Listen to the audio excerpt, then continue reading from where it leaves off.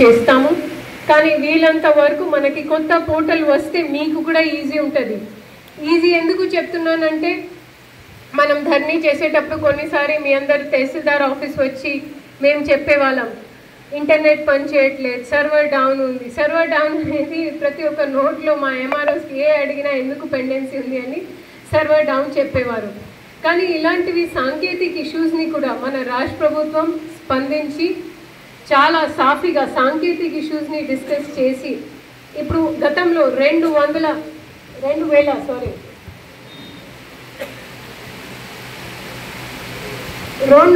Query tables ఉండే.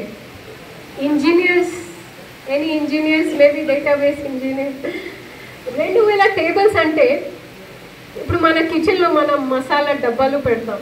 Okay, ఒక 10 ఉంటే మనం వెంటనే చెప్పుకోవచ్చు కదా, గుర్తించవచ్చు కదా, పసుపు ఇక్కడ ఉంది, మిరియాలు ఇక్కడ ఉంది. కానీ 4000 డబ్బాలు ఉంటే ఎంత టైం పడుతుంది? సో ఇది ఎందుకు చెప్తున్నానంటే గతంలో ఉన్న సాఫ్ట్వేర్లో 4000 క్వైరీ టేబుల్స్ ఉండే.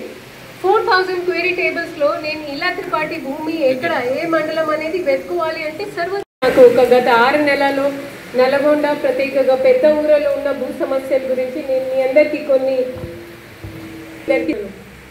దీంట్లో మా దగ్గర ప్రజావాణి నడుస్తూ ఉంది. అందులో మేము ఒక ముసలి దంపతులు మా దగ్గర వచ్చేటప్పుడు వాళ్ళు ఒక తెల్ల కాగితాలు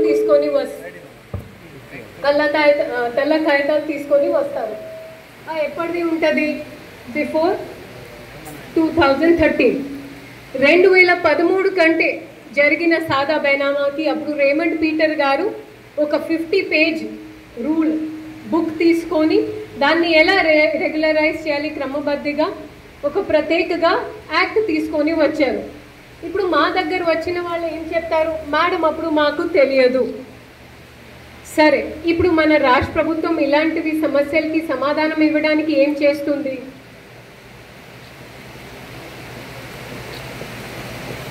అక్టోబర్ 2020 దయచేసి ఇది మీ అందరు గమనించాలి. ఈ రోజు నుంచి మనం భూభారతి మొదలు చేస్తున్నాము కాబట్టి ఈ రోజు కట్ ఆఫ్ డేట్ కాదు. అక్టోబర్ 2020లో అప్పటి వరకు చేసిన సాదా బైనామా ట్రాన్సాక్షన్స్ని మీరు ఆర్డీఓ గారు అంటే మీ కేసులో సబ్ కలెక్టర్ గారి దగ్గర మీరు అపీల్ ఇవ్వాలి.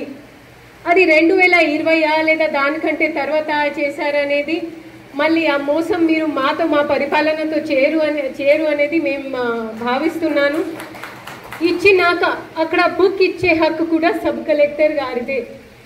మీరు కలెక్టర్ దగ్గరికి వచ్చి తిప్పి మిమ్మల్ని ఆల్సి పెట్టడం అనేది ఆ కార్యక్రమం ఎప్పుడు కూడా ఈ రాష్ట్ర ప్రభుత్వం చేయరు. సో ఇది వచ్చేసి సాదా బైనామా. దాని తర్వాత శేఖర్ రెడ్డి గారు వాయిబాట్ కబ్జా గురించి అడిగారు.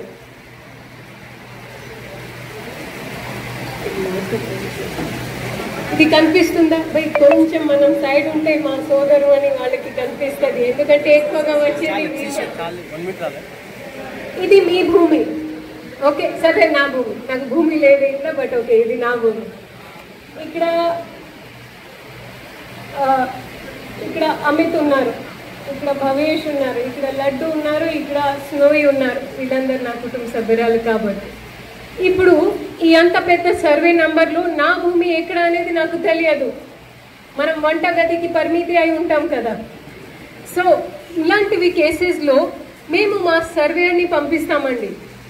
ఇందులో మీ అందరు గమనించాల్సిన మాట ఏంటంటే ధరణి చేసేటప్పుడు మనం ఎప్పుడు కూడా రికార్డుని రివైజ్ చేయలేదు. రికార్డ్ రివిజన్ ఎప్పుడో జరగలేదు 2020 అక్టోబర్లో.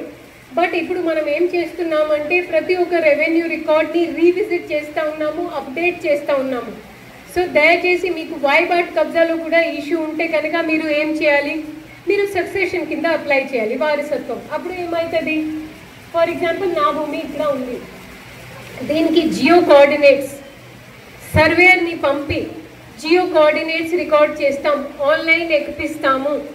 ఆన్లైన్ ఎక్కించిన తర్వాత మళ్ళీ మీరు ఎంఆర్ఓ దగ్గర వెళ్ళి మీ రిజిస్టర్లో అప్డేట్ కాలేవాలే, అవి ఫలానా అవసరమే లేదు.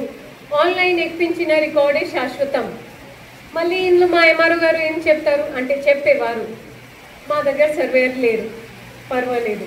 ఇప్పుడు సర్వేయర్ కోటానికి కూడా మన రాష్ట్ర ప్రభుత్వం వెంటనే స్పందించి లైసెన్స్డ్ సర్వేయర్ అనేది ఒక పద్ధతి, కొత్త ప్రథ తీసుకువస్తూ ఉంది.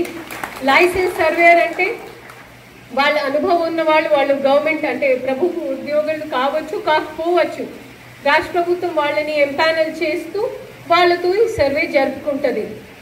ఇందాక శేఖర్ రెడ్డి గారు, కృష్ణారెడ్డి గారు చెప్పినట్లు నిజంగా మన నాగార్జున సాగర్ నియోజకవర్గంలో రాష్ట్రంలోనే first revenue pilot project Tirumalagiri సాగర్లో చేయడం జరిగింది.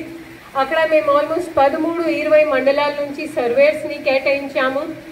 మన 1406 జియో అంటే అసైన్మెంట్ జియో ఇటీవల సబ్ కలెక్టర్ గారి ఆఫీస్లో వారి ఆధ్వర్యంలో జరిగింది కొత్త అసైన్మెంట్.